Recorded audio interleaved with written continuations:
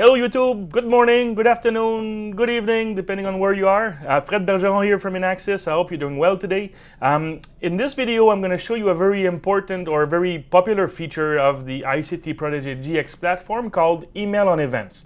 Okay, so we already know we did a video on muster reports where we showed how to trigger an event so that the muster report is emailed to someone or a group. Now in this case, I'm going to show you how to capture some very specific events from, received from the controllers, and then as soon as an event comes into the GX platform, it's going to be emailed to a recipient, okay? In this example, I'm going to use the office area alarm activation event to trigger the email notification, okay? And this is obviously depending on the server performance, but typically this is very fast. You're gonna receive this almost like in a few seconds typically, okay?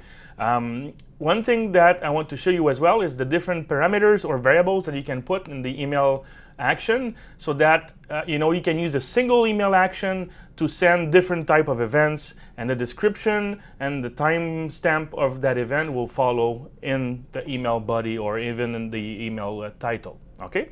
So let me show you how this is done. Again, this is a very important feature. We have a lot of calls in tech support about this function, and it's also part of the base standard license with Protege GX. Okay, so if you have a GX standard software, email on events is included with this license. Okay, so let me show you how we can program this.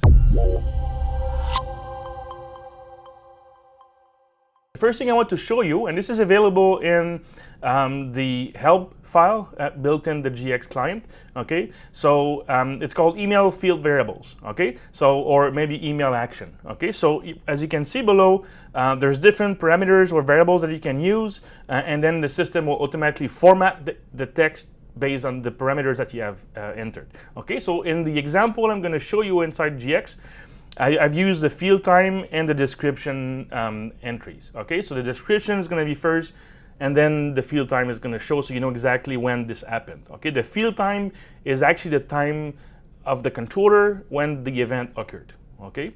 So just remember, you can visit the help file of the GX software and then you can actually see all those variables, okay?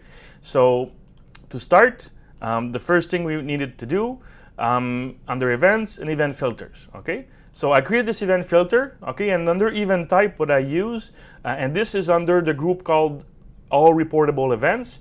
So it's very similar to the event that we send to the monitoring station. So when there's an alarm to be reported via the reporting station, the reporting service, okay, basically this is the event that comes up, okay? So this will include the name of the area, the ID of the area, and the name of the input or the zone that triggered the alarm inside the area. So basically, I like this specific event because it shows not only the area or the zone, it shows both in the same line, okay? So this is the type of event I'm selecting, okay? So every time this event comes up, it's gonna be sent via email.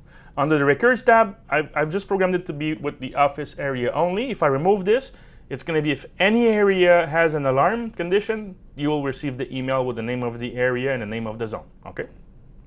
The next step, again under events, is to go to actions, all right?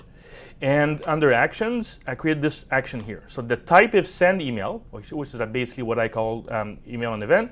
The filter is the one we created in the previous step, okay? And here you basically define or create the email itself, okay? So I've just created a fluke email address here, okay? So this can be one or multiple emails, but I think there's a limit on number of characters. So personally, what I recommend is just create a group in your email server, and then basically you can link multiple recipients to that group, so you have only one email address to enter in here, okay?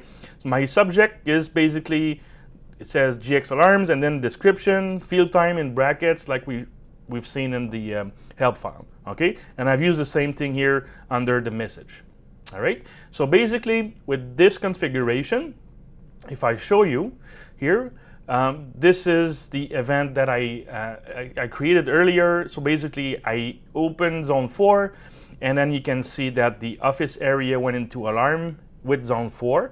So this way, the email you will receive will give you all the details you need to know to then make a decision on what to do next, okay?